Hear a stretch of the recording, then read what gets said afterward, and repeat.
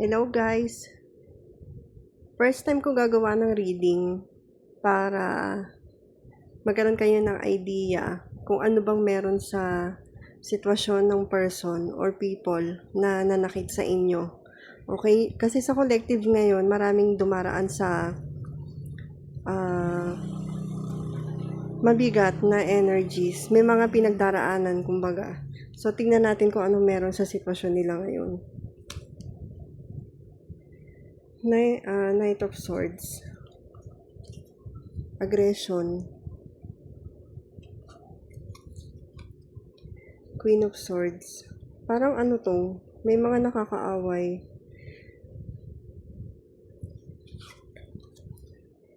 Eight of Cups. Okay. Meron akong ibang napipick up na ibang storyline nung kinuha ko to.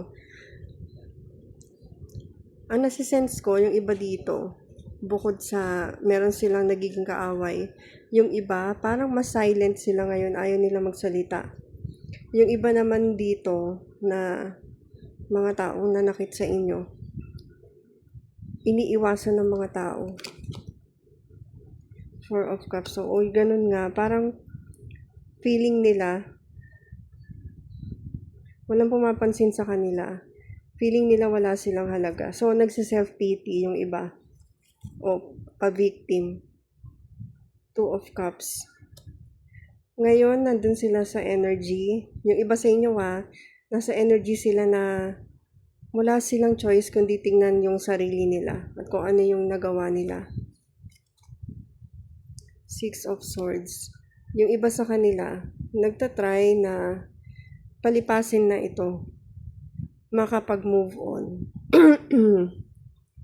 Nabablock yung throat ko. Yung ibang mga tao na nakapanakit sa inyo, nagpasama ng loob ninyo, nahihirapan silang aminin yung truth sa sarili nila. Tingnan pa natin. Napipick up ko ngayon, kahit pa nagtatry sila mag-move on, wala naman silang peace, hindi nila makuha. Kahit tinatry nilang hanapin yung peace sa sarili nila.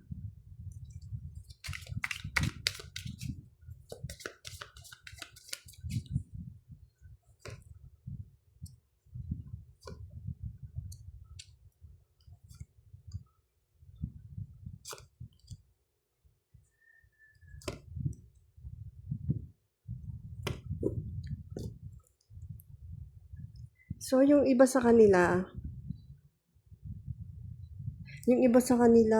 nagkakaroon ng fallout pagdating sa savings nila or sa investment nila. Yung iba sa kanila kailangan nilang gamitin yung savings nila.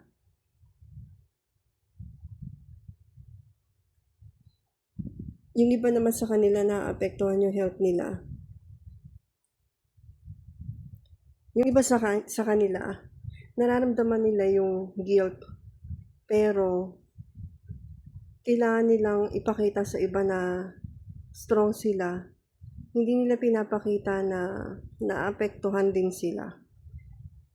Dahil nakasakit sila, na nasasaktan din sila. Ayaw nila ipakita sa iba yon. Gusto nilang ipakita na proud sila, na yung iba, gusto nilang ipakita sa ibang tao na sila yung tama. Gusto nila ipakita na meron silang inaayos sa sarili nila. Yung iba sa kanila nakakaranas ng kagipitan sa pera.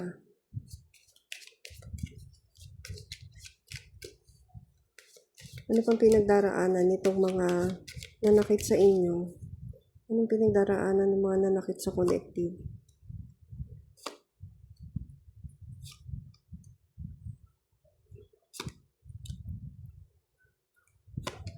Yung iba nga talaga may health issues. Kaya ako nabanggit kanina yung about sa health kasi kanina nakikita ko na to sa third eye ko.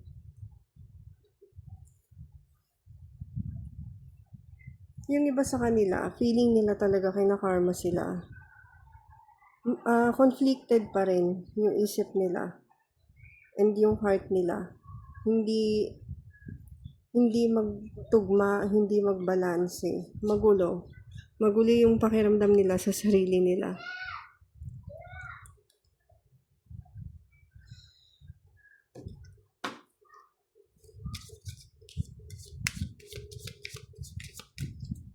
Nakakaramdam ba sila ng guilt, ng sorry sa pananakit ng kalooban mo? Nakakaramdam ba sila ng guilt or sorry sa pananakit ng kalooban mo? Oo, nababurden din sila, guys. Nababurden sila at the same time yung iba na pag-iisip na gusto mag-reach out.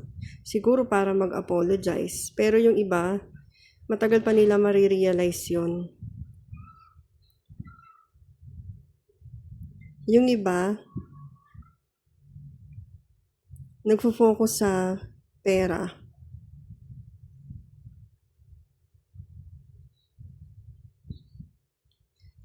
Yung iba sa kanila, parang feeling nila may na-achieve sila na success dahil dun sa nagawa nila. Yung iba naman sa kanila, alam nyo guys, nasa isolation.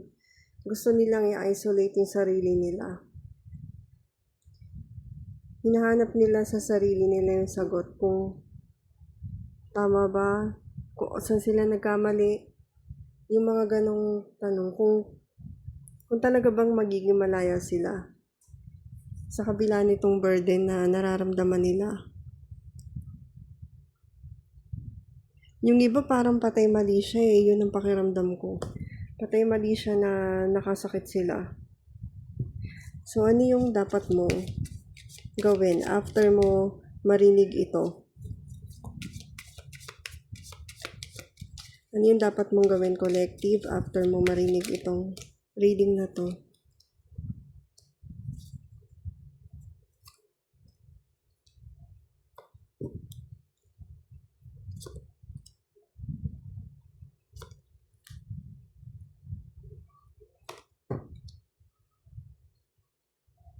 Yung iba sa inyo guys, nararamdaman ko dito, meron kayong obsession about dun sa person na nanakit sa inyo. Kaya sinasabi ng tarot na hanapin ninyo yung balance sa sarili ninyo, ground yourself, and i-heal ninyo kung ano man yung wound na meron kayo ngayon. Merong mga options na ipepresent sa inyo ang universe para tulungan kayo sa mga wish ninyo or mga way kung paano ninyo mai-heal yung sarili ninyo. Pero meron kayong wish na i-grant sa inyo. Sana makatulong to sa inyo, collective. Maraming salamat.